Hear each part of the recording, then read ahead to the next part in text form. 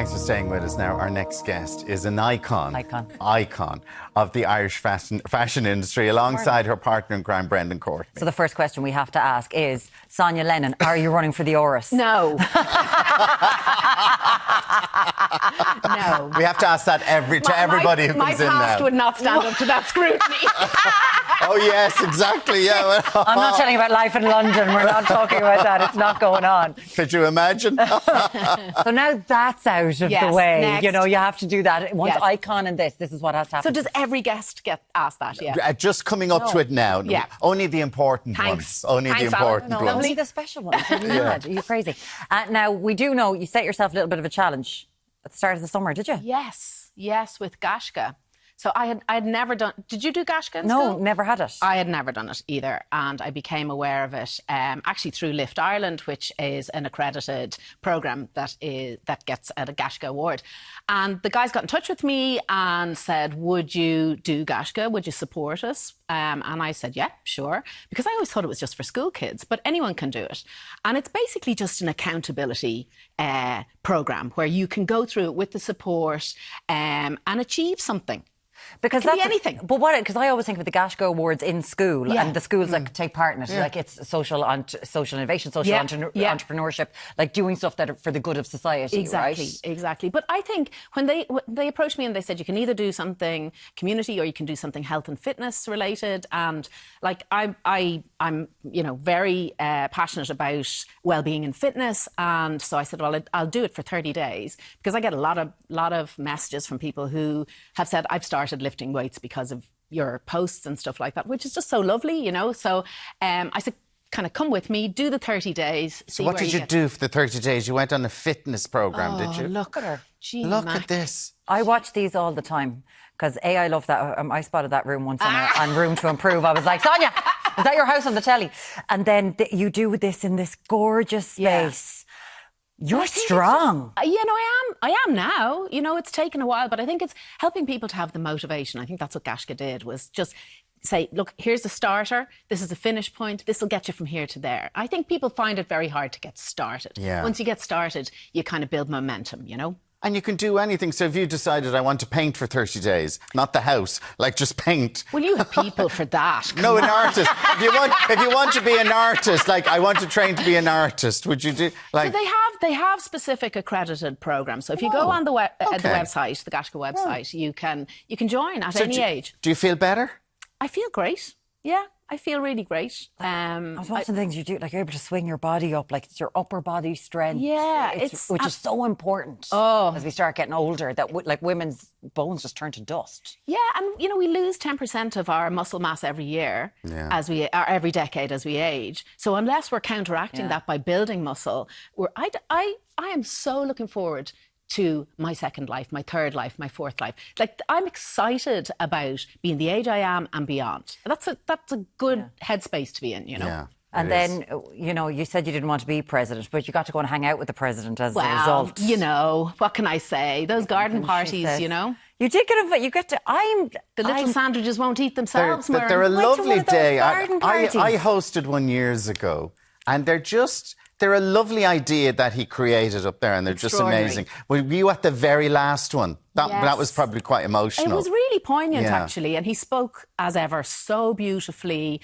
And I was just... We were all sitting there really aware that this is the last time we were going to hear this speech from this great man. So, it was very special. It's so he's been truly a wonderful president, really, and it'll be interesting to see what comes over the coming months. It sure will. Sonya Lennon has ruled herself. It won't be Sonya. She's ruled herself her out. Her dog isn't big enough. We were talking earlier on. There's news today about 68,000 people getting letters in the post about their pension, about not having paid tax on their state pension from 2002. You're actually doing a podcast specifically aimed at, I think, women and pensions. Yeah, I mean, it is called The Ultimate Guide for Women and Pensions, but men can listen, of course. Yeah. But I think the reason that we did this with Standard Life was because pensions are a gendered issue. So women are disproportionately positioned for their pensions, and also they find it harder to get started. Look, the whole thing is kind of stacked against women in so many ways, from caring duty through to any women who are taking, you know, a 3 or 4 day week to care for parents or for kids, that has an impact on their salary, but it absolutely has an exponential impact on their pension. So we are at a changing environment in Ireland. Think about it. People are retiring at 65 and living till 100. That doesn't make any sense. You know, so and it's very hard. And I'm really critically aware that there are a lot of people listening to this who think, well, how am I going to save any more money when I can barely get the kids back to school? But it's something that we really need to think about and make provision. So it's like 42% of women are afraid to talk about money, feel uncomfortable talking about money. We need to break that. Within their group of friends or just in general? Just that they don't want to discuss it? As a nation, we don't like talking about money, but women don't like talking about money even more than men do. And disproportionately, women in the developed world end up in poverty more than men as they get older. So this is something that it is very important to talk about. And I think what I was just having...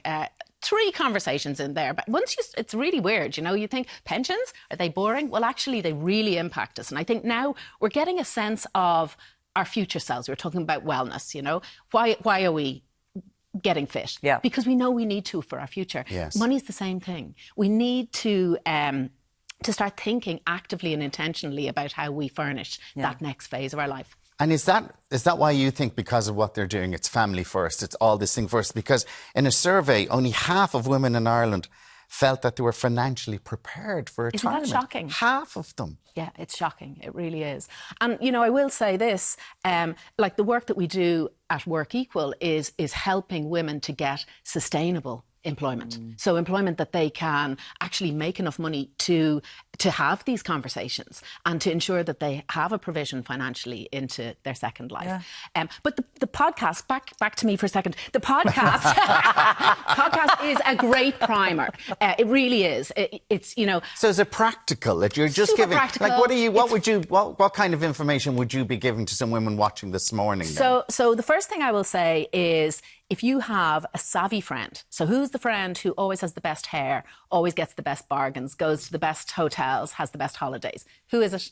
You have somebody. I was about to go like that. The Superman, Spider-Man. That person probably has thought about this and probably has a financial advisor.